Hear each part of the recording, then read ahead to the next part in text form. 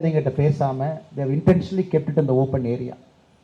அடுத்த ஒரு 4 ஆண்டுகள் ஒரு கல்லூரி எப்படி இருக்க வேண்டும் என்பதை உணர்த்துவதற்காக இதுபோல் செய்திருக்கின்றார்கள் என நம்புகின்றேன். ஓப்பன் ஏரியாவில் உங்களெல்லாம் உட்கார வச்சு இந்த ஹீட் அண்ட் டஸ்ட்டுக்கு நீங்கள் பழகிக்கணும். அடுத்த 4 ஆண்டு காலம் முழுமையாக உங்களை தயார்படுத்துவதற்காக உங்களை அர்ப்பணித்துக் கொள்ள வேண்டும் என்பதை புரிய வைப்பதற்காக இந்த தொடக்க விழா நிகழ்ச்சியை மிக வித்தியாசமாக ஏற்பாடு செய்திருக்கக்கூடிய கல்லூரியினுடைய எல்லா பேராசிரியர் பெருமக்களுக்கும் இங்கே வந்திருக்கக்கூடிய மாணவ செல்வங்களுக்கும் என்னுடைய நன்றிகளையும் பாராட்டுகளையும் இந்த நேரத்தில் தெரிவித்துக் கொள்கின்றேன். Founder and chairman United education institutions engineer Shanmugam அவர்கள் நான் பேச வேண்டியதெல்லாம் அவங்களே பேசிட்டாங்க. இன்னும் அதிகமாக அவர் பேசியிருக்க வேண்டும். முதல் நாள் எக்ஸ்பெக்டேஷன் என்ன எதிர்பார்க்கிறாங்க, நீங்கள் என்ன செய்யணும் எல்லாத்தையும் தெளிவாக சொல்லியிருக்கிறாங்க. அதே போல் managing trustee of the UEI group doctor Kailash Kumar அவர்கள், மேடம் திரைலஷா குமார் கைலாஷ் அவர்கள், secretary of the institution Arun Karthikeyan அவர்கள், அடுத்த 4 ஆண்டு காலம் உங்களோட பயணம் செய்யக்கூடிய தினமும் அவங்க முன்னாடி தான் உங்களுடைய வளர்ச்சி இருக்க போகுது director of this institution Sivakumar அவர்கள், principal of this institution Abdul Rauf அவர்கள், அகாடமிக் டைரக்டர் மேடம் மைத்திலி அவர்கள், டைரக்டர் குவாலிட்டி சிஸ்டம்ஸ் சந்திரமோகன் அவர்கள், vice principal united institute of technology madam Kokila அவர்கள், science and humanities head of department madam Yashoda அவர்கள், இங்க இருக்கக்கூடிய எல்லா ஆசிரியர் பெருமக்கள், மிக முக்கியமாக பெற்றோர்கள், வெளியிருந்து வந்திருக்கக்கூடிய எல்லா பெற்றோர்கள். ஏன்னா ஒரு பக்கம் பெற்றோர்களும் ஒரு பக்கம் மாணவர்களும் 450 மாணவர்கள் இருக்கிறீங்க. முதல் உங்கள் அனைவருக்கும் இந்த நேரத்தில் நெஞ்சார்ந்த பாராட்டுகளை தெரிவித்துக் கொள்கின்றேன். எல்லோருக்குமே கல்லூரி செல்வதற்கான அரிய வாய்ப்பு கிடைக்காது. இப்போ நீங்கள் சில அமெரிக்கா பல்கலைக்கழகத்துக்கு போனீங்கன்னா அந்த கிராஜுவேஷன் டே நடக்கும்போது சில குழந்தைகள் மேலே ஒரு ஷால் போட்டிருப்பாங்க. The first generation in my family to get a degree அப்படின்னு ஒரு ஷால் போட்டிருப்பாங்க. ஸோ ஒரு அமெரிக்கா யூரோப்பில் நடக்கக்கூடிய அந்த கான்வெகேஷன் அமர்ந்து பார்த்தோம்னா நமக்கு தெரியும் எத்தனை பேர் ஃபர்ஸ்ட் டைமர்ஸ் வர்றாங்க. ஒரு வளர்ந்த நாடில் மேலை நாடில் அவ்வளவு பேர் ஃபர்ஸ்ட் டைமர்ஸ் முதலாக அவங்களுடைய ஃபேமிலியில் தலைமுறையில் டிகிரி வாங்குறவங்க நம்ம பார்க்குறோம். இன்னைக்கு இந்தியாவில் எனக்கு தெரியும் இங்கே இருக்கக்கூடிய நிறைய பேர் இன்னைக்கு வந்து முதல் தலைமுறை ப்ராப்ளி உங்கள் ஃபேமிலியில் முதல் டிகிரி நீங்கள் வாங்க போகிறீங்க. இது சாதாரண ஒரு பாதை கிடையாதுங்க. 12 ஆண்டுகள் முழுமையாக அர்ப்பணித்து 10th எக்ஸாம் 12th எக்ஸாம் நிறைய annual exams half yearly exam எல்லாம் ஃபேஸ் பண்ணி பை சாய்ஸ் நீங்கள் கோயம்புத்தூர் வரணும்னு நினச்சிருக்கலாம், பை சாய்ஸ் வர வேண்டாம்னு நினச்சிருக்கலாம்.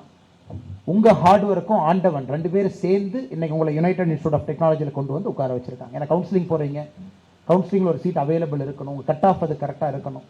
அதனால் இது வந்து part of destiny, part of fate, part of your hard work. அதை முதல்ல நீங்கள் ஏற்றுக்கணும்.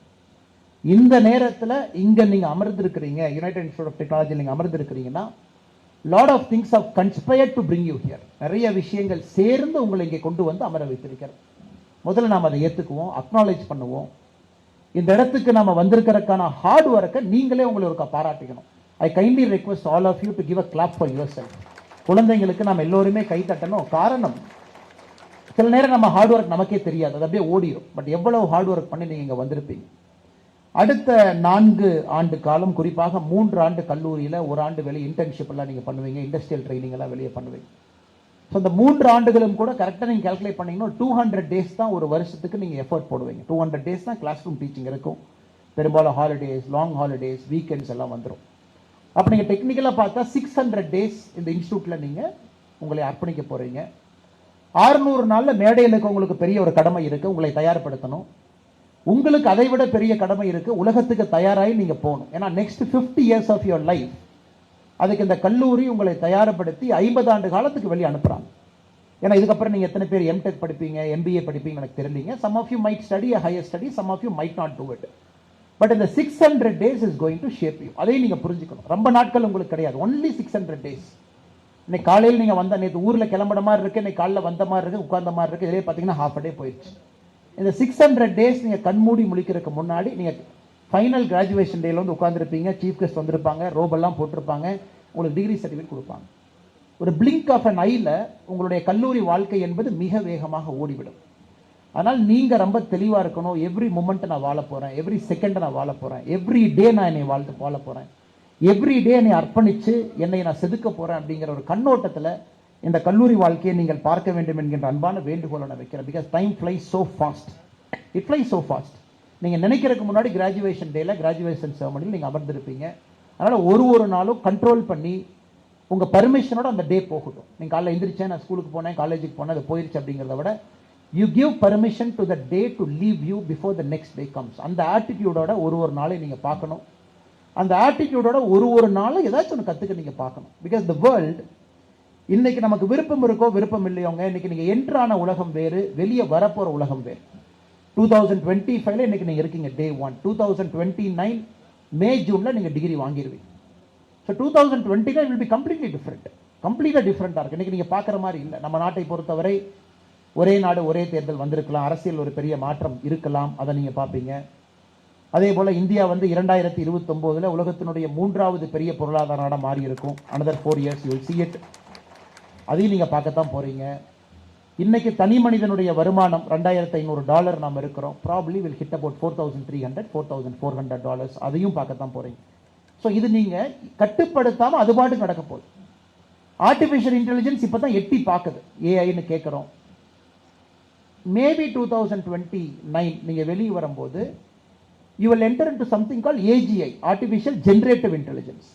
இருக்கக்கூடிய கம்ப்யூட்டிங் பவர், ஒரு ஹியூமன் நாலேஜை தூக்கி சாப்பிட்ற அளவுக்கு கம்ப்யூட்டிங் பவர் வந்துடலாம். பாசிபிள். இன்னைக்கு அந்த எட்ஜில் இருக்கும். We are right in that edge. Probably in 4 years you will see AI doing all the things. அப்போ இந்த டெக்னாலஜி அப்படிங்கிறது இந்த 4 ஆண்டுகளில் உங்களை பாதிக்க போகுது. பாசிட்டிவாவோ நெகட்டிவாவோ உங்களை பாதிக்க போகுது. அதுக்கு நீங்கள் உங்களை தயார்படுத்திக்கணும். கல்லூரியினுடைய சேர்மன் அவங்க, ஃபவுண்டர் அண்ட் சேர்மன் சண்முகம் அவங்க சொல்லும் பொழுது, லேப்டாப்பை பயன்படுத்த ஆரம்பிங்க, ப்ராப்ளம் சால்விங் ஸ்கில்ஸை கொண்டு வாங்கன்னு சொன்னாங்க. இன்னும் 4 வருஷம் கழிச்சு லேப்டாப் இருக்குமா அப்படிங்கிறது எனக்கு கொஞ்சம் கேள்விக்குறியா இருக்கு. காரணம், எல்லா ஏஐயும் இந்த அளவுக்கு வந்ததுக்கப்புறம் ஒரு சின்ன இயர்ஃபோன்ஸ் இப்போ வேலை செய்ய ஆரம்பிக்கிறாங்க. கேள்வி கேட்டால் பதில் சொல்லுது. அந்த அளவுக்கு வந்துருச்சு. அதையும் நீங்க பார்க்க போறீங்க. எதுக்காக நான் சொல்றேன் அப்படின்னாங்க, இவ்வளவு டெக்னாலஜிக்கல் சேஞ்ச் நீங்க பார்க்குறீங்க. அடுத்து சோஷியல் சேஞ்ச். எத்தனை பேர் இப்போ ஜென்யூனா கிராமத்தில் இருக்கீங்கன்னு தெரியலீங்க. இன்னைக்கு இந்தியா தமிழ்நாடை பொறுத்த வரைக்கும் 63% நகரத்துக்கு போயிட்டோம், 37% தான் கிராமத்தில் இருக்கும். இன்னைக்கு கிராமம் டு நகரம் ரொம்ப ஆக்சலரேட் ஆகிட்டு இருக்கு. 2029 நீங்க பார்க்கும் பொழுது 70-75% நகரமும் 25% கிராமமாக மாறி இருக்கலாம். சோசியாலஜிக்கல் சேஞ்ச், அதையும் நீங்க பார்க்கத்தான் போறீங்க. Economic change. உலகத்தில் பார்த்தீங்கன்னா அந்த பணங்கிறதுங்க ஒரே மாதிரி தான் இருக்கும். அது மாறிக்கிட்டே இருக்கும். 2020 வேர்ல்டு நம்பர் 1 பணக்காரங்க யாரு, 25 அவங்க வேற, 2000 வேற, 1990 வேற. டெக்னாலஜி மாறும். அதே மாதிரி வேர்ல்டில் வர பிஸ்னஸ் மேன் பில்லியனர்ஸும் மாறிட்டே இருப்பாங்க. ஜூலியர் சீசர் காலத்தில் ஒரு மாடு நீங்க வாங்கணும் அப்படின்னா 1 பவுண்ட் தங்க காசு கொடுக்கணும். ஒரு மாடுக்கு வந்து 1 பவுண்ட் தங்க காசு. ஜூலியர் சீசர் காலத்தில், ரோம் எம்பையர். இன்னைக்கு யாராச்சும் ஒரு மாட்டோட விலையை சொல்ல முடியுங்களா? 65,000 70,000 80,000. இன்னைக்கும் பார்த்தீங்கன்னா ஒரு மாட்டுடைய விலை வந்து 1 பவுண்ட் தங்க காசு தான் இருக்கு. ஸோ மாட்டினுடைய விலையை பொறுத்தவரை 2000 ஆடுகளாக அது மாறலாம். அதே ரேட்டில் அப்படியே இருக்கு. அதே 1 பவுண்ட் ஈக்குவலண்டா அந்த மாடு பார்த்தீங்கன்னா 60,000 70,000 80,000 இருக்கும். ஆனால் மிச்சம் எல்லா பொருளும் எக்கனாமிக்ஸில் மாறிடுச்சு. லேண்ட் காஸ்ட் மாறிடுச்சு. டெக்னாலஜி வந்ததுக்கப்புறம் எல்லாம் மாறிடுச்சு. ஸோ அந்த எக்கனாமிக் சேஞ்சையும் நீங்கள் பார்க்க போறீங்க. ஸோ அதில் நீங்கள் பங்கேற்க வேண்டும் என்பது எங்களுடைய ஆசை. இன்னைக்கு இந்தியா அதே போல 2025 ஒரு அருமையான இடத்துல நாம் இருக்கோம். எக்ஸ்ட்ரீம்லி ரைட் பிளேஸில் நாம் இருக்கோம். 2029 இன்னும் பெட்டரான பிளேஸுக்கு போவோம். உங்கள் இளமையெல்லாம் கொடுத்து அடுத்த 20 ஆண்டு காலம் இந்த நாட்டுக்கு நீங்கள் உழைப்பீங்க. உங்களுக்காக உழைப்பீங்க, குடும்பத்துக்காக உழைப்பீங்க, சமுதாயத்துக்காக உழைப்பீங்க. அப்போ இன்னும் இந்த எக்கனாமிக் மிராக்கல்ல நீங்கள் பங்கேற்க போறீங்க. யாருக்கும் இல்லாத ஒரு பெரிய வாய்ப்பு. You will be part of India's growth story. இந்தியாவுடைய முழு growth ஸ்டோரியில் உங்கள் ஏஜ் நீங்கள் பங்கேற்கணும். நீங்கள் படித்து முடிச்சுட்டு வெளியே வரும்போது நம்ம பீக்குக்கு போயிட்டு இருப்போம். நீங்கள் வேலை செய்யக்கூடிய முதல் 20 ஆண்டுகள் இந்தியாவை நீங்கள் எல்லோரும் சேர்ந்து உலகத்தினுடைய மிகப்பெரிய பொருளாதார நாடாக கொண்டு போய் நிப்பாட்டுறதுல உங்களுக்கு ஒரு பெரிய பங்கு இருக்கு. இங்க இருக்கக்கூடிய மேடையில் இருக்கிற எல்லோருக்குமே அந்த வாய்ப்பு கிடைக்கல. ஒரு 20வது இடத்துல இருந்து 15வது இடம், 15வது இடத்துல இருந்து 12வது இடம் அப்படிதான் கொண்டு வர முடிஞ்சதோ தவிர, இந்த அரங்கத்தில் இருக்கக்கூடிய மாணவ செல்வங்கள் 2029 இருந்து 2047 18 வருஷத்துல உலகத்தினுடைய 3வது இடத்திலிருந்து உலகத்தினுடைய முதல் இடத்துக்கு நீங்க கொண்டு போக போறீங்க. அது எந்த மாற்று கருத்தும் இல்லை. அது உங்க ஜெனரேஷனுக்கு கிடைத்திருக்கக்கூடிய privilege. It's a privilege, it's a honor, it's a responsibility. யாருக்கும் இல்லாத பிரிவிலேஜ் உங்களுக்கு இருக்கு. அதையும் நீங்க மனசுல வச்சுக்கணும். அப்படி இருக்கும் பொழுது அடுத்த 4 ஆண்டு காலம் எந்த அளவுக்கு உங்களை தயார்படுத்திக் கொள்ள வேண்டும் என்பதை நீங்க யோசிக்கணும். இன்னைக்கு ஃபர்ஸ்ட் டே வந்திருக்கீங்க. காலேஜ் எப்படி இருக்குன்னு தெரியாது, எவ்வளவு பெருசுன்னு தெரியாது, என்ன ஃபெசிலிட்டிஸ் இருக்குன்னு தெரியாது. அடுத்த ஒரு வாரம் உங்களுக்கு இண்டக்ஷன் ப்ரோக்ராம் நடக்கும். ஒன்னொன்னா காட்டுவாங்க. லைப்ரரி, லேப் எல்லாத்தையும் நீங்க பார்ப்பீங்க. அதுக்கப்புறம் புது புது ஃப்ரெண்ட்ஸ் எல்லாம் பார்ப்பீங்க. வேற வேற டிபார்ட்மெண்ட்ல இருப்பாங்க. அவங்கெல்லாம் பழகிறதுக்கு எப்படி இருந்தாலும் அந்த 1 மாசங்கிறது you will just get to know what is happening. நீங்க எவ்வளவு வேகமா செட்டில் ஆகுறீங்களோ அவ்வளவு கூட நமக்கு நல்லது. மிக வேகமாக நீங்கள் செட்டில் ஆகணும். அவங்க சொன்னது போல காலேஜில் நீங்கள் பாஸ் அவுட் ஆகும்போது nobody is going to ask you marks. 12th நாங்கள் மார்க் கேட்போம், காலேஜில் டிகிரி வாங்கினேன்னு மட்டும்தான் கேட்போம். காலேஜ் நீங்கள் படித்ததுக்கப்புறம் எல்லாரும் கேட்கறது பையன் டிகிரி வாங்கிட்டாங்களா, டிகிரி ஆயிடுச்சுங்களான்னு கேட்பாங்க. யாருமே மெக்கானிக்கல் டிகிரியில் 89% வாங்கினாருங்களா 87.5 வாங்கினாரா யாரும் கேட்க மாட்டாங்க. So college is all about a degree, அது மட்டும்தான் நமக்கு தேவை. ஸ்கூல் எல்லாமே மார்க் வேணும், என்ட்ரன்ஸ் பாஸ் பண்ணணும். ஒரு மார்க்கில் கட் ஆஃப் சொன்னாங்க இல்லைங்களா, அந்த ஒரு கட் ஆஃபில் 1000 பேர் குழந்தைங்க இருக்காங்க. அதனால் காலேஜை பொறுத்தவரை முழுமையாக உங்களை செதுக்குவதற்காக பயன்படுத்திக்கணும். எனக்கு ஆங்கிலம் அந்த அளவுக்கு பேச தெரியாது, பயன்படுத்துங்க. இந்த ஃபோரத்தை பயன்படுத்துங்க. நிறைய கிளப் இருக்கு, பங்கேறுங்க. Improve your English knowledge. என்னோட பர்சனாலிட்டி நான் டெவலப் பண்ணிக்கணும், தயவு செஞ்சு குரூப் ஆக்டிவிட்டி, ட்ராமா அதெல்லாம் பங்கேறுங்க. பர்சனாலிட்டி டெவலப் பண்ணிக்கணும். ஸோ நீங்கள் பார்த்து போகணும். You have to understand what is your strength, what is your weakness. இன்னைக்கு நான் எங்கிருந்து வந்திருக்கேன் நீங்கள் அதை புரிஞ்சுக்கணும். உங்களுக்கு என்ன தேவை நீங்கள் அதை புரிஞ்சுக்கணும். அடுத்த 600 நாட்கள் இந்த கல்லூரியில் எப்படி பயன்படுத்திக்க போற நீங்கள் அதை புரிஞ்சுக்கணும்.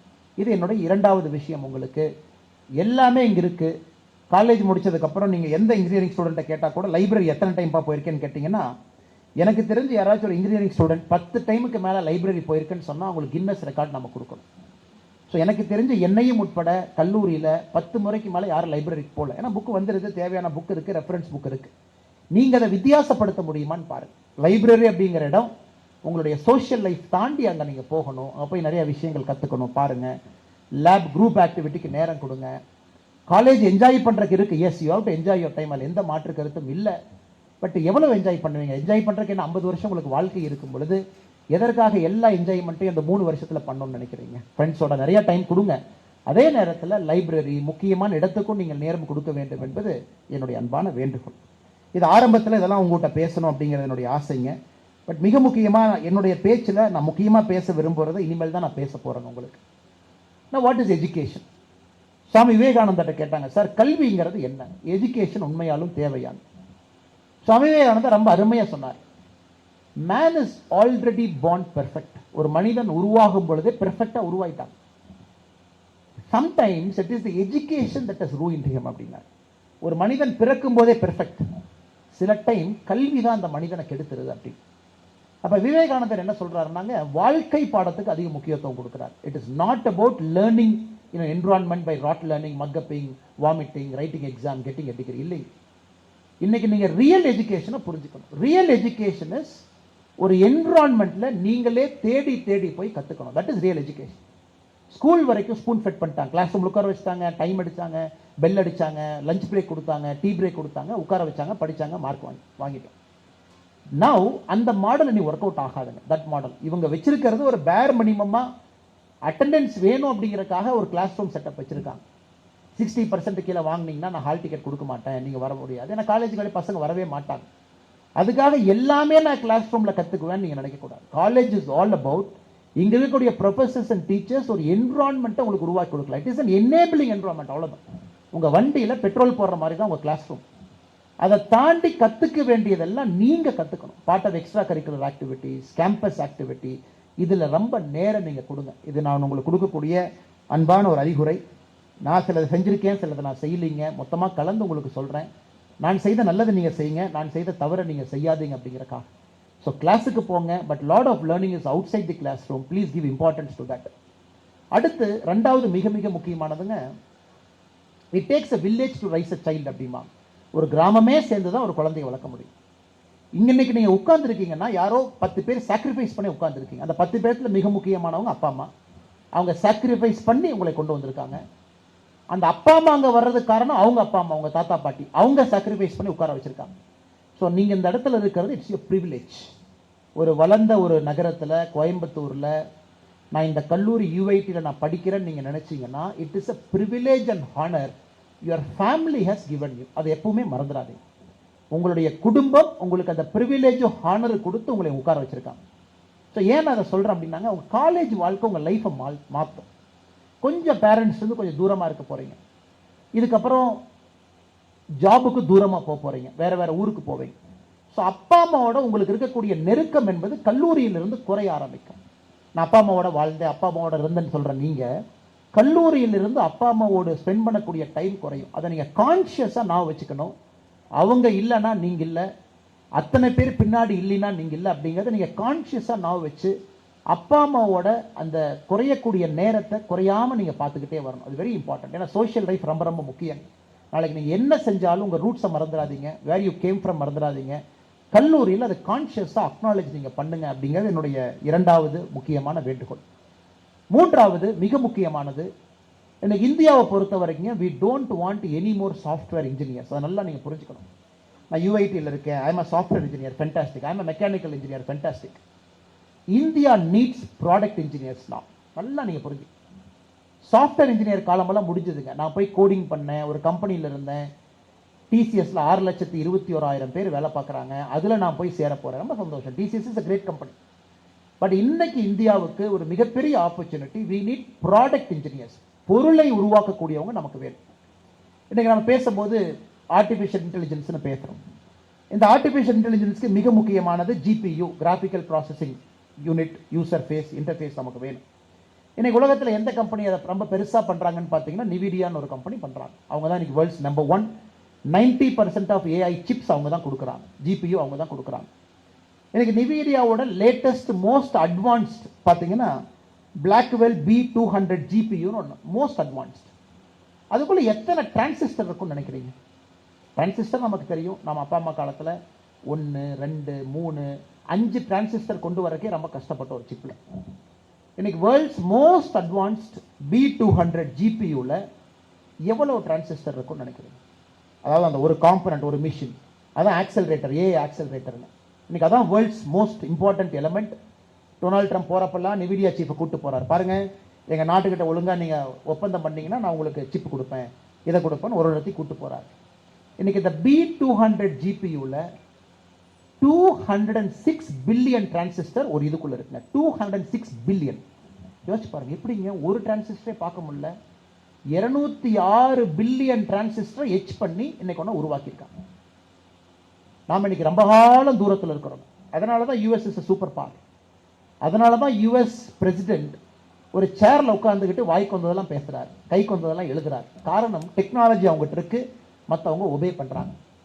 இன்னைக்கு நம்முடைய பிரதமர் அவர்கள் உங்களை நம்பி ஒன்று சொல்லியிருக்காரு, அடுத்த 10 ஆண்டுகள்ல இந்தியால நாங்களும் இதை கொண்டு வருவோம் அப்படி. we will also bring it. ஒரு 3 நாட்களுக்கு முன்பு நாம நம்முடைய ஃபர்ஸ்ட் சிப்பை ரிலீஸ் பண்ணோம். First chip we released it in India. எப்பங்க? 2025 release பண்ணோம், 3 days பேக். அதுக்கு விக்ரம் 32 அப்படிங்கிற பேர் வச்சிருக்கோம். விக்ரம் 32ங்கிற பேர் அது கொடுத்துருக்கோம். நீங்க புரிஞ்சுக்கணும், இன்னைக்கு இந்தியா நீட்ஸ் ப்ராடக்ட் இன்ஜினியர்ஸ். நமக்கு இன்னைக்கு சர்வீஸ் வேணாம். சர்வீஸ் நம்ம எங்கேயோ இருக்கோம், நிறைய இருக்காங்க. ஆனால் இந்த யூஐடியில் இருக்கக்கூடிய மாணவர்கள் நீங்க கொஞ்சம் யோசிக்கணும், நான் என்ன உருவாக்க போறேன், வாட் ஆம் I going to create in this country. நான் புதுசா என்ன செய்வேன்? டெக்னாலஜியா இருக்கலாம், ஒரு கம்பெனியா இருக்கலாம், ஒரு பொருள் செய்யலாம், உலகத்துக்கு ஏற்றுமதி பண்ணலாம். இன்னைக்கு இந்தியாவில் we need people in educational institutions to think what can I create when I come out of this campus. இந்த காலேஜ்ல இருந்து வெளியே வரும் பொழுது எதை நான் உருவாக்க வேண்டும்ங்கிற மைண்ட் செட் உங்களுக்கு வரும். இன்னைக்கு வெறும் ஜாப் மைண்ட் செட் இருக்கக்கூடாது. நான் வந்தேன், படிச்சுட்டு எனக்கு கண்டிப்பா ஒரு வேலை கிடைக்கும், யூஐடியில் எப்படியாச்சும் வேலை வாங்கி கொடுத்துருவாங்க, பரவாயில்லைங்க, அது சந்தோஷம். பட் அந்த வேலையினால உங்க வாழ்க்கை மாறப்போதான்னு நான் கேட்கிறேன். இன்னைக்கு இந்த நாட்டை மாற்றுவதற்கான ஒரு பெரிய வாய்ப்பு உங்க கையில் இருக்கு, பெரிய வாய்ப்பு, அருமையான இடத்துல இருக்கீங்க. இன்னைக்கு உலகத்தினுடைய 4வது பெரிய பொருளாதார நாடா இன்னைக்கு இருக்கும். 2029 3வது பெரிய பொருளாதார நாடு, ஜெர்மனி ஓவர்டேக் பண்ணிடுவோம் 2-3 வருஷத்துல. அப்படி இருக்கும் பொழுது you're at right time, right place. அடுத்த 18 ஆண்டுகள் வளர்ச்சி பாதையில் இந்தியா இருக்கும் பொழுது நீங்க இருக்க போறீங்க. யங் பீப்புள் உலகத்துல எங்கேயுமே இல்லை, நம்ம ஊர்ல தான் young people, youngest population. Median age பாருங்க 33 வயசு. சராசரி இன்னைக்கு மக்களுடைய சராசரி ஏஜ் எடுத்தீங்கன்னா 33 வயசு, ரொம்ப யங்கஸ்ட் கண்ட்ரி. ஜப்பான் 57 வயசு, சைனா 45 வயசு, இந்தியா இன்னைக்கு 33 வயசு, யங்கஸ்ட் பாப்புலேஷன் இந்த வேர்ல்டு. அதுல நீங்களும் எங்கா இருக்கீங்க? நீங்க அதை விட குறைவா இருக்கீங்க. நீங்க 21, 22, 23 இருக்கீங்க, மேபி 2021 இருக்கீங்க. அப்படி இருக்கும் பொழுது நீங்க உங்க லைஃப் முழுவதுமே நான் ஒரு ப்ராடக்ட் செய்யணும், என் லைஃப் அர்ப்பணிக்கணும், அதுல நீங்களும் பணம் சம்பாதிக்கணும், சமுதாயமும் சம்பாதிக்கணும், இந்தியாவும் சம்பாதிக்கணும், நீங்கள் யோசிக்க வேண்டும் என்கின்ற அன்பான வேண்டுகோளை வைக்கிறேன். we need product people அப்படிங்கிறத மறந்துடாதீங்க. சர்வீஸ் நமக்கு வேணும், பட் சர்வீஸ் யாரு வேணாலும் பண்ணலாம், பட் ப்ராடக்ட் எல்லாத்தினாலையும் பண்ண முடியாது. நீங்க செய்யணும், இந்தியாவுக்கு அது வேண்டும். இன்னைக்கு பிரதமர் அதோடு நிக்கலீங்க, இன்னும் ஒரு படி மேல போறாரு. இந்த சுதந்திர தினம் 15th ஆகஸ்ட் பேசும்பொழுது இன்னைக்கு ஒரு பக்கம் சைனா இருக்கு, ஒரு பக்கம் பாகிஸ்தான் இருக்கு, 2 பேர்த்தையும் நம்ம சமாளிச்சுட்டு இருக்கோம், சண்டை போடுறோம். இப்பதான் ஆபரேஷன் சிந்தூர் முடிஞ்சிருக்கு. நமக்கு தேவையான விமானங்கள் எங்கெங்கேயோ பணம் கொடுத்து வாங்குறோம்.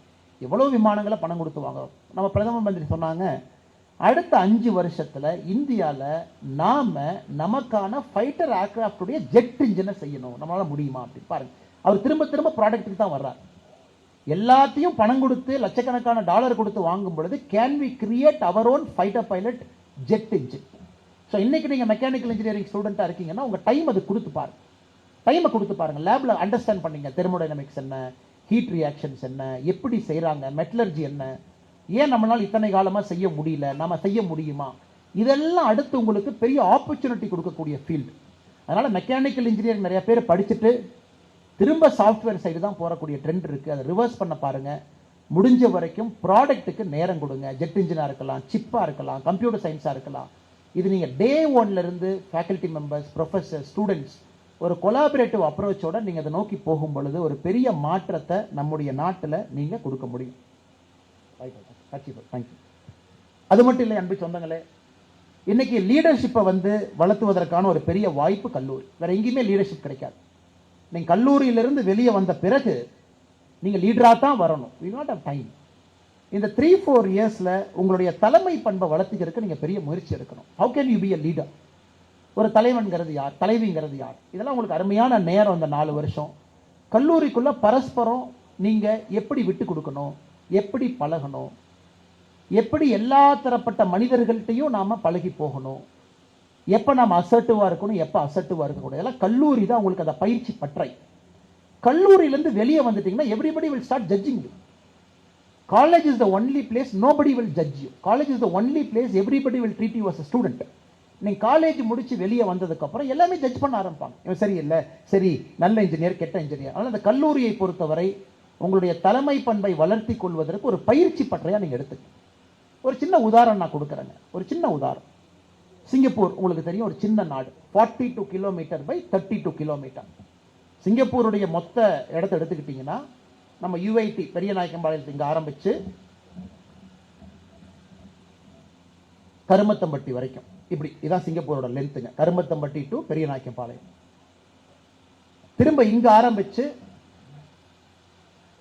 ஒரு பொள்ளாச்சிக்கு முன்னாடி வரைக்கும், இதான் சிங்கப்பூருடைய மொத்தம் 42 by 32. இது இந்த தீவு பாருங்க, 1950-55 காலகட்டத்தில் ஒரு பெர் கேபிட்டா இன்கம், தனி மனித வருமானம் என்பது $300 ஒரு மனுஷனுக்கு. இந்தியா $2500, வெறும் $300. இன்னைக்கு சிங்கப்பூரினுடைய தனி மனித வருமானம் பார்த்தீங்கன்னா $90,000. ஸோ 1950-55ல $300 இருந்த ஒரு நாடு 42 கிலோமீட்டர் பை 32 கிலோமீட்டர். இன்னைக்கு $90,000 இருக்காங்கன்னா நீங்க யோசிச்சு பாருங்க. அந்த நாட்டில் என்ன இருக்குங்க? ஒண்ணுமே கிடையாது. கப்பல் வந்தா ஒதுங்கறக்கு ஃபிஷிங் ஹார்பர். 50 ஆண்டுகளுக்கு முன்பு மீன் பிடிக்கிற வலைய செய்வாங்க, மீன் பிடிக்கிற ஊசி செய்வாங்க. அதை தவிர சிங்கப்பூர்ட்ட எந்த டெக்னாலஜி கிடையாது. 1950-55 ஒன்லி திஸ் மச். ரஃபேல்ஸ்னு ஒரு வெள்ளக்காரங்க போகும்போது அந்த ஊரை பிடிச்சி அதை ஒரு ஃபிஷிங் ஹார்பரை, கடல் கப்பல்லாம் வந்தா பார்க் பண்ணிட்டு போலாமே. இன்னைக்கு சிங்கப்பூர் பாருங்க, it's a world leader in multiple things. World leader in finance. It is a world leader in currency exchange. சின்ன நாடு. இன்னைக்கு அவங்ககிட்ட இருக்கிற குவாலிட்டி ஆஃப் பீப்புள் உள்ள போய் பார்த்தீங்கன்னா அவ்வளோ டிசிப்ளினான மனிதர்கள். லைன்ல நிற்பாங்க, கியூல நிற்பாங்க, எங்க யாரும் சத்தம் போட மாட்டாங்க, எந்த பிரச்சனையும் இருக்காது. ரொம்ப அமைதியான மக்கள். நம்மள மாதிரி கலந்த மக்கள் இருக்கிறாங்க. மலேயஸ் இருக்காங்க, இந்தியன்ஸ் இருக்காங்க, சைனீஸ் இருக்காங்க, வியட்நாமஸ் இருக்கிறாங்க. எல்லாம் கலந்து தான் ஒரு நாடு. எப்படி இந்த நாடு உருவாச்சு? நம்ம 1008 சொன்னாலும் கூட ஒரு மனிதனுடைய தலைமை பண்பு இதற்கு காரணம். நீங்க எல்லாம் படிக்கணும். கல்லூரியில் இருக்கும்போது you should study leadership. Lee Kuan Yew அப்படிங்கிற ஒரு மனிதன் நீங்க படிக்கணும். எப்படி அந்த மனிதன், ஹூ இஸ் திஸ் கை, எப்படி ஒரு நாட்டை திருத்த முடிஞ்சது, உருவாக்க முடிஞ்சது, அடுத்த கட்டம் எடுத்துட்டு போக முடிஞ்சது. 1959 சிங்கப்பூரினுடைய பிரைம் மினிஸ்டரா பொறுப்பேற்கிறாங்க. 1959 எதுக்காக அவரை சொல்றேன் அப்படின்னாங்க, இன்னைக்கு அரசியல்வாதிகள்னாவே ஒரு கெட்ட பேர் இருக்கக்கூடிய காலகட்டத்தில் லீ குவாங் யூ எப்படி இருந்தாருன்னு சொல்றேன். 59 இருந்து 63 வரை சிங்கப்பூர் மலேசியா நாட்டினுடைய ஒரு பகுதி. அது தனி நாடு கிடையாது. 59 to 63 அந்த மலேசியா நாட்டினுடைய சிங்கப்பூர் பகுதியினுடைய பிரதமர். 63 to 65 அப்பதான் சுதந்திரம் வாங்குற நேரம், மறுபடியும் அந்த நாட்டினுடைய தலைவர். 65 90 வரைக்கும் தனி நாடு சிங்கப்பூர், அதற்கும் பிரைம் மினிஸ்டர். 90 அவரே ரிட்டையர் ஆகிறாங்க, வயசாயிருச்சு, அடுத்து இளைஞர்கள் வரணும், விட்டுருங்க. 90 2001 வரைக்கும் மறுபடியும் மினிஸ்டரா கீழே வர்றார். பிரைம் மினிஸ்டரா இருந்து மினிஸ்டரா வர்றார். 2001 14 வரைக்கும் மென்டரா வர்றார். இப்போ எப்படி மென்டர்ஸ்லாம் இருக்காங்க அந்த மாதிரி மென்டரா வர்றார். ஸோ 59 ஆரம்பிச்ச வாழ்க்கை 2014 வரைக்கும் 55 ஆண்டுகள் சிங்கப்பூரினுடைய தலைமை பொறுப்புல லீ குவாங் யூ எப்படி அந்த நாட்டை மாத்தினாரு, எப்படி மக்களை வந்து கல்வி கொடுத்தாங்க, எப்படி சிங்கப்பூரை ஒரு வெறும் ஃபிஷ்ஷுக்கு வந்து நெட் செஞ்ச ஒரு நாட்டை இன்னைக்கு இன்னோவேஷன் எக்கானமியா மாத்தினாங்க. படிக்கணும், யூ ஷுட் ரீட் இட். ஏன்னா காலேஜ் விட்டு வெளியே போனீங்கன்னா நீங்க படிக்க முடியாது. It is all lessons in leadership. எப்படி அது வின்ஸ்டன் சர்ச்சில் உலகப்போர், 2ஆம் உலகப்போர், எப்படி அவர் பிரிட்டன்ல லீட் பண்ணாங்க, எப்படி ஒரு உலக தலைவரா வின்ஸ்டன் சர்ச்சில் இருந்தாங்க, படிக்கணும். அதனால் கல்லூரியில் தயவு செய்து நீங்க படிக்கக்கூடிய எல்லா விஷயங்கள் லீடர்ஷிப் எல்லாத்துலேயும் கூட லீடர்ஷிப்பை ப்ரொஃபைல் பண்ணி படிக்கிறதுக்கான நேரத்தை கொஞ்சம் ஒதுக்குங்க. டெக்னாலஜி லீடரா இருக்கலாம், சோஷியல் ஃபீல்டில் லீடரா இருக்கலாம், எக்கனாமிக் ஃபீல்டில் லீடரா இருக்கலாம். தினமும் நீங்க ஒரு கோல் வச்சுக்கங்க, இந்த வாரம் ஒரு லீடரை பத்தி நான் படிப்பேன், ஒரு லீடரை பத்தி புத்தகத்தில் படிப்பேன், இன்டர்நெட்ல படிப்பேன், கூகுள் பண்ணி படிப்பேன், ஏதோ ஒன்று பண்ணுவேன், விக்கிபீடியாவில் படிப்பேன். ஸோ நீங்க ஒரு வாரத்துக்கு ஒரு லீடர் நீங்க படிச்சீங்கன்னா ஒரு மாசத்துக்கு உங்களுக்கு 52 பேர், ஒரு வருஷத்துக்கு 4 வருஷத்துல நீங்க 200 லீடர் படிச்சிருவீங்க. 200 லீடர்ஸ் வந்து ஒரு குவாலிட்டி நீங்க எடுத்து உங்க லைஃப்ல அந்த மாதிரி வாழ ஆரம்பிச்சா எவ்வளவு பெரிய தலைவனா நீங்க வருவீங்கன்னு யோசிச்சு பாருங்க. நாம் படிப்பதற்கு நமக்கு நேரம் இல்லை, அது வேறங்க, அது நமக்கு தேவையில்லை. ஆனா இன்னைக்கு நீங்க இவ்வளவு விஷயங்கள், அவங்க எப்படி இருந்தாங்க, இவங்க எப்படி இருந்தாங்க, எப்படி வாழ்ந்தாங்க, எப்படி இந்த சேலஞ்சை கன்ஃபரண்ட் பண்ணாங்க, எப்படி இந்த நாட்டை இங்கிருந்து நீங்க கொண்டு வந்தாங்க, எப்படி டெக்னாலஜியில் இந்த கம்பெனியை உயர்த்தினாங்க. அவங்க நாட்டினுடைய தலைவராக இருக்கலாம், கம்பெனியினுடைய தலைவராக இருக்கலாம், சமுதாயத்தினுடைய தலைவராக இருக்கலாம். அதனால இன்ஜினியரிங் ஸ்டூடெண்ட்ஸ் நீங்க வாரத்திற்கு ஒரு நாள் ஒரு லீடரை நீங்க படிச்சா போதும், அல்லது டெய்லியும் கொஞ்சம் கொஞ்சமா ஒரு லீடரை படிச்சா போதும்.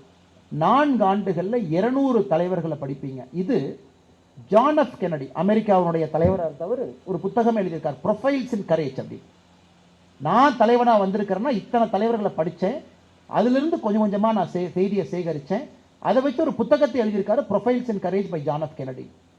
ஸோ அதனால் நிச்சயமா கல்லூரியில படிக்கிற வாய்ப்பை தவற விட்டுறாதீங்க, நிறைய படிங்க.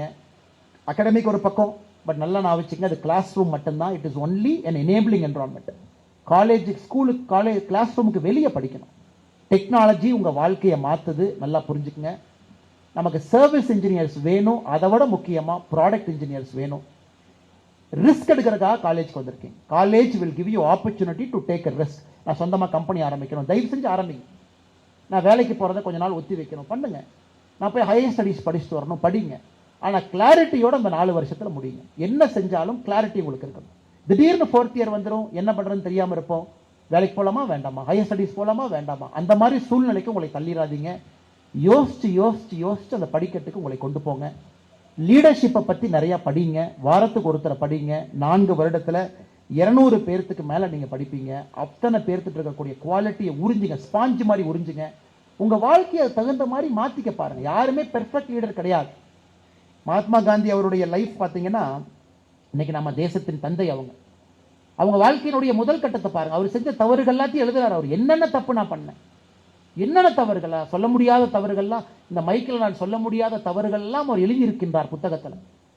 எப்படி நான் என் மாத்துக்கிட்டேன் அதுவும் எழுதியிருக்கார். சத்திய சோதனை, ஆட்டோபயோகிராஃபி ஆஃப் ட்ரூத். யாருகிட்ட இருந்தெல்லாம் கத்துக்கிட்டேன் அதையும் எழுதியிருக்கிறார். அதன் பிறகுதான் தேசத்தினுடைய தந்தையா மகானா அவர் வந்தார். ஸோ எந்த லீடராக இருந்தாலும் ஒரு டிரான்சிஷன் பாயிண்ட்ல நீங்க உங்களைய நல்வழிப்படுத்தி நல்ல பாதையில் போக ஆரம்பிக்கணும். கல்லூரியை தவிர பெஸ்ட் பாதை உங்களுக்கு கிடையாது. You are in college. நிறைய படிங்க, நிறைய கத்துக்குங்க, நிறைய விஷயங்களை உங்களை செதுக்குவதற்காக பயன்படுத்துங்க. இந்த பெட்டி டாக்ஸ், ஸ்மால் டாக்ஸ்க்கெல்லாம் போகாதீங்க. ஒரு பழமொழி இருக்கு, small minds talk about people, average minds talk about events, great minds talk about history. அதாவது சின்ன புத்தி இருக்கிறவங்க மற்ற மனுஷங்களை பத்தியே பேசிட்டு இருப்பாங்க, கொஞ்சம் புத்தி இருக்கிறவங்க நடக்கிறத பத்தி பேசிட்டு இருப்பாங்க, நிறைய புத்தி இருக்கிறவங்க சரித்திரத்தை பத்தி பேசுவாங்க. So small minds, average minds, great minds. சின்ன புத்தி யாராச்சும் இருந்ததுன்னா அவங்கள கூப்பிட்டு சொல்லுங்க, ஏன் இன்னொருத்தரை பத்தி பேசுற, நாம நேர விஷயத்த பேசலாம். ஈவெண்ட்டை பத்தி பேசிட்டு இருக்காங்கன்னா ஹிஸ்டரியை பத்தி பேசவே. அதனால் இந்த காலேஜில், யுனைடெட் இன்ஸ்டியூட் ஆஃப் டெக்னாலஜியில் மேலே இருக்கக்கூடிய அற்புதமான தலைவர்கள், இந்த கல்லூரியினுடைய பேராசிரியர்கள், அவர்களுடைய ஆசையோடு, அருளோடு, பெற்றோர்களுடைய துணையோடு, let you all become great minds, let you all change the course of history. இந்த சரித்திரத்தினுடைய பக்கங்கள் உங்கள் பெயர் வலிமையாக வரும்படி நீங்க நடந்துக்குங்க. அதற்கான வாய்ப்பு ஆண்டவன் கொடுப்பான். முழுமையா அந்த 4 ஆண்டுகள் 600 நாளை பயன்படுத்திக்கங்க. யாருக்கும் கிடைக்காத ஒரு நாடு உங்களுக்கு கிடைச்சிருக்கு. 1980 அப்பா அம்மா கிடைக்கலைங்க, எம்ப்ளாய்மெண்ட் எக்ஸ்சேஞ்சில் போய் பதிவு பண்ணிட்டு இருந்தாங்க. 1990 2000 பேங்க்ல வேலை கொடுத்தா போதும். 2000 2010 சாஃப்ட்வேர் கம்பெனில வேலை கொடுப்பாங்களா? ஆனால் 2025 உலகமே உங்கள் முன்னால் கை கட்டி நின்று கொண்டிருக்கக்கூடிய நாட்டில் நீங்க இருக்கீங்க. அது இளைஞராக இருக்கீங்க. அதனால் இதை நீங்க தயவு செஞ்சு தவற விட்டுறாதீங்க. Go and conquer the world. நல்லா பண்ணுங்க. 4 ஆண்டுகள் முழுமையாக பயன்படுத்துங்க. திரும்ப நான் சொல்றேன், ஒரு டைரி மெயின்டைன் பண்ணுங்க. Diary is very important. தினமும் நடக்கிறத டைரியில் எழுதி வச்சிருங்க. உங்களுக்கே தெரியும், அந்த தாள் எம்டியா இருக்குன்னா அந்த நாள் நம்ம வேஸ்ட் பண்ணிட்டோம். அந்த தாளில் ஒரு 4 நல்ல விஷயங்கள் செஞ்சிருக்கோம் அப்படின்னா that life is worth lived, that day is worth lived. ஒரு சின்ன டைரி மெயின்டைன் பண்ணுற பழக்கத்தை வச்சுக்கோங்க. நிறைய விஷயங்கள் நல்லதாக அமையும். மற்றும் ஒரு முறை மேடையில் இருக்கக்கூடிய எல்லா பெரிய மனிதர்களுக்கும் என்னுடைய வாழ்த்துக்களை தெரிவித்துக் கொள்கின்றேன். இது சாதாரண ஒரு சகாப்தம் கிடையாது. 99 யுனைடெட் இன்ஃபோடெக்காக, 2009 யுனைடெட் இன்ஸ்டியூட் ஆஃப் டெக்னாலஜியாக, 2018 யுனைடெட் பப்ளிக் ஸ்கூலாக, 2019 college of pharmacy, 2019 united college of medical science, 2020 united college of arts and science, 2020 united college of nursing, 2021 united college of physiotherapy தொடர்ந்து தங்களை மேம்படுத்தி கொண்டிருக்கின்றார்கள். பெரிய மனிதர்கள் ஒரு பெரிய லட்சிய நோக்கோடு உங்களுக்கு கல்வி கொடுக்க வேண்டும் என்கின்ற ஒற்றை நோக்கத்தோடு இந்த யுனைடெட் குழுமத்தை ஆரம்பிச்சிருக்கிறாங்க. ஸோ மேடையில் இருக்கக்கூடிய எல்லா நல்ல மனிதர்களுக்கும் என்னுடைய நெஞ்சார்ந்த வாழ்த்துக்களை வணக்கங்களை தெரிவித்துக் கொண்டு, பெற்றோர்களுக்கும் இந்த நேரத்தில் என்னுடைய நன்றி கலந்த வணக்கத்தை தெரிவித்துக் கொள்கின்றேன். உங்களுக்கு அவ்வளோ அர்ப்பணிப்பு செய்து கூட்டிகிட்டு வந்து விட்டுருக்குறாங்க. I still remember first day நான் இன்ஜினியரிங் காலேஜுக்கு போகும்போது இதே மாதிரி எங்கள் அப்பாவும் நானும் 2 தகர டப்பா எடுத்துகிட்டு தான் கோயம்புத்தூர் வந்தோம். எங்கள் அப்பா அதே மாதிரி இங்கே உட்கார்ந்தாங்க. இதே மாதிரி நானும் இண்டக்ஷனில் இருந்தேன். 2002 கிட்டத்தட்ட 23 ஆண்டுகளுக்கு முன்பு நடந்தது. இன்னைக்கு உங்களை பார்க்கும் பொழுது அதே யோசனை தான் எனக்கு வருது. அப்பா ஒரு பக்கம், குழந்தைகள் ஒரு பக்கம். அப்பா பெரிய ஒரு நம்பிக்கையோடு இங்கே வந்து உங்களோட இருக்கிறாங்க. நம்பிக்கையை காப்பாற்றுங்க. அந்த நம்பிக்கைக்கு தகுந்த மாதிரி நடந்துக்குங்க. ஏதாச்சும் தவறு செய்ய போகும்போது அப்பா அம்மா என்ன நினைப்பாங்கன்னு ஒரே செகண்ட் நீங்கள் யோசிச்சா போதும்.